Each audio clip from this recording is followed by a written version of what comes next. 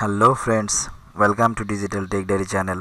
Friends, আজ আমি আপনাদেরকে এমএস এক্সেলের কিছু শর্টকাট টিপস দিব, যেগুলি আশা করছি আপনাদের দৈনন্দিন এক্সেলের কাজে অনেকটা উপকার আসবে।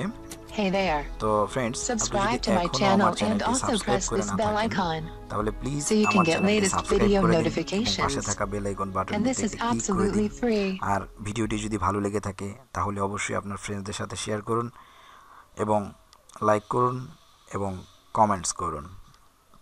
তো ফ্রেন্ডস, চলুন কথা না বাড়িয়ে আমরা আমাদের ভিডিও টিউটোরিয়ালটি চলে যাচ্ছি। তো প্রথমেই আমি যে টিপসটি আপনাদেরকে দেখাবো সেটি হচ্ছে, যদি আমাদের কোনো এক্সেল শিটের একটা কলামের টোটালটাকে যোগ করতে চাই, তাহলে আমরা খুব সহজেই এটাকে কোনো সূত্র না বসিয়ে যোগ করতে পারি। তো প্রথমে আমি যে কলামটিতে টোটালটা বসাবো, অর্থাৎ যে কলামের টোটালটা আমি যে রোটাতে বসাবো সেই রো পর্যন্ত এভাবে সিলেক্ট করে নেব। সিলেক্ট করার পরে দেন অল্টার বাটন প্রেস করে ইকুয়াল টু, দেখেন এখানে কি সুন্দরভাবে আপনার টোটালটা বসে গেছে।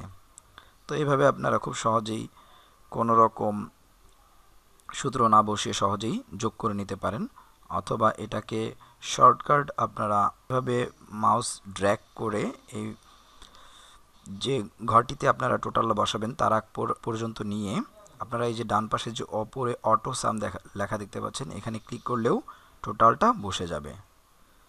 তো এটা হচ্ছে টিপস নাম্বার 1। এরপরে আমি আপনাদেরকে দেখাবো, আপনারা যদি এরকম একটি এক্সেল শিটে কখনো ডেট এবং টাইম বারবার লেখার প্রয়োজন পড়ে, তো সেক্ষেত্রে আপনারা ম্যানুয়ালি ডেট বসাতে গেলে অনেক সময় লাগতে পারে এবং বিরক্তির কারণ হতে পারে।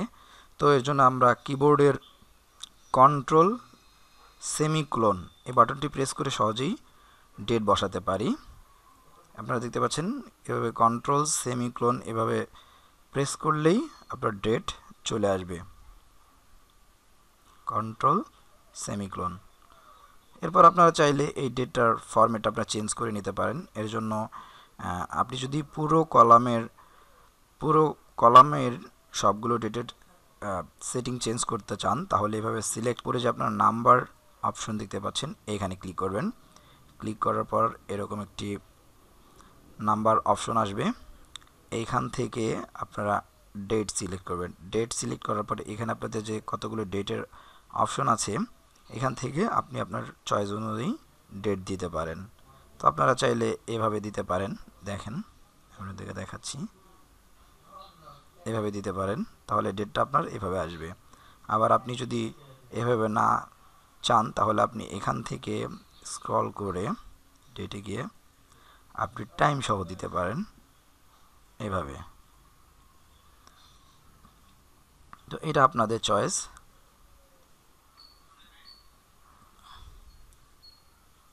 তো আমরা সাধারণত এইটাই ব্যবহার করে থাকি। এরপর এটাকে সেন্টার করে দিই।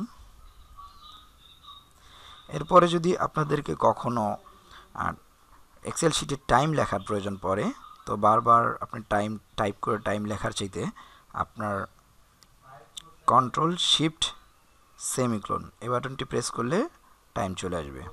এভাবে আপনারা খুব সহজেই টাইমটা টাইপ করতে পারেন, কন্ট্রোল শিফট সেমিকোলন।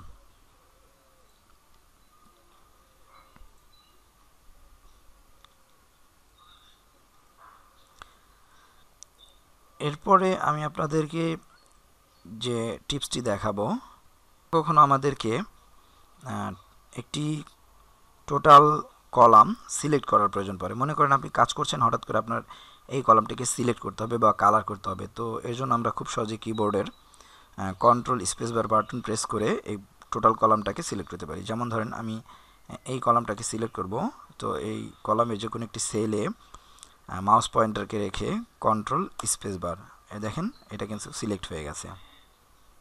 আমি আপনাদেরকে একটু কালার করে দেখাচ্ছি, এটা খুব দ্রুত এভাবে সিলেক্ট করা যায়। কন্ট্রোল স্পেসবার এই বাটনটা প্রেস করলে খুব দ্রুত আপনার এই কলামটি সিলেক্ট হয়ে যাবে। এখন আপনি চাইলে এখানে যে কোনো কিছু করতে পারেন।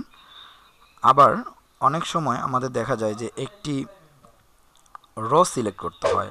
মনে করেন আপনার এই রোটা সিলেক্ট করবেন বা হাইলাইট করবেন কোনো কিছু দেখার জন্য বা এটাকে কালার করবেন, তো এর জন্য শিফট স্পেস বার এই বাটন প্রেস করলে সাথে সাথে এই রোটিও সিলেক্ট হয়ে যাবে। এখন আপনি চাইলে এখান থেকে যে কোনো একটি কালার প্রেস দিতে পারেন। দেখতে পাচ্ছেন খুব সহজেই কিন্তু আপনারা এভাবে সিলেক্ট করতে পারেন। শিফট স্পেস বার এটা প্রেস করলেই সিলেক্ট হয়ে যাবে। তো এই রোটি সিলেক্ট হয়ে গেছে।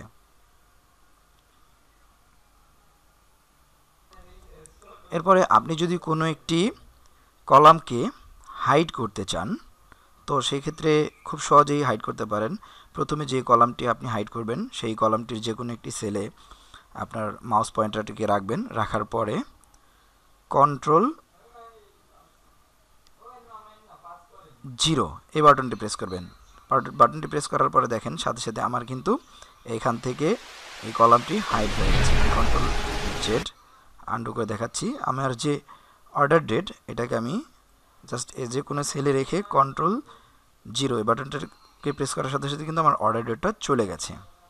তো আমি Ctrl+Z বাটন প্রেস করে আবার নিয়ে আসলাম।